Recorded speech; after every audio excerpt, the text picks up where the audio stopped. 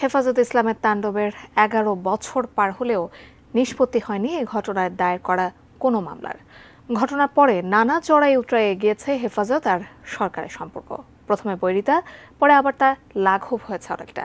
সেদিন কি ঘটেছিল আর কেনই বা পরিস্থিতি এমন মোড় নিল তা নিয়ে ধোঁয়াশা কাটেনি আজও। আমিনুল ইসলামের রিপোর্ট। ২০১৩ সালের ৫ মে ঢাকা ঘেরাও এবং মতিঝিলের শাপলা চত্বরে অবস্থান কর্মসূচি থেকে হামলা, ভাঙচুর ও অগ্নিসংযোগ করে এক ভীতিকর অবস্থা তৈরি করে হেফাজত ইসলাম। মতিঝিল, পল্টন সহ আশপাশ এলাকায় সরকারি প্রতিষ্ঠান, যানবাহন, ব্যাংক সহ বিভিন্ন প্রতিষ্ঠানে হামলা চালায় তারা।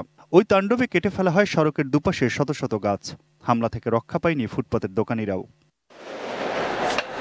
সেদিন সমাবেশের জন্য বেঁধে দেওয়া নির্ধারিত সময় বিকেল ৫টার পরও শাপলা চত্বরে অবস্থান কর্মসূচির ঘোষণা দেয় হেফাজতের নেতারা।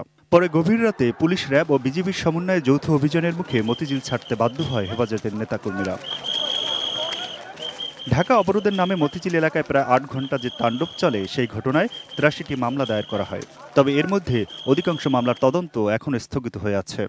যারা এই ঘটনাটা ঘটিয়েছে তারা আসলে কি চেয়েছিল তারা নিজেরাও জানে না। ওরা অনেক 160 বড় করেছে, কিন্তু এটা ঠিক, তারা একটা বৈধ সরকার, রাষ্ট্রযন্ত্র, সংবিধান, তারা ওই দিন তারা কোনো কিছু মানতে চায় না।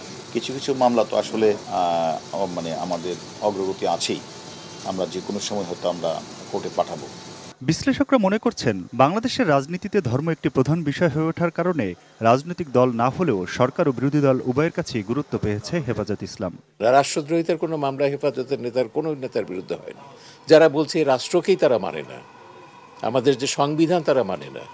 তো এই জন্যে আমাদের উদ্বেগের বিষয় হচ্ছে, এদেরকে যদি এভাবে প্রশ্রয় দেওয়া যায়, আপনি বঙ্গবন্ধু স্বপ্নের বাংলার কথা বলি, ৩০ লক্ষ শহীদের রক্তের মূল্যে অর্জিত স্বাধীনতা বলে কোনো কিছু আমাদের নিরাপদ থাকবে না।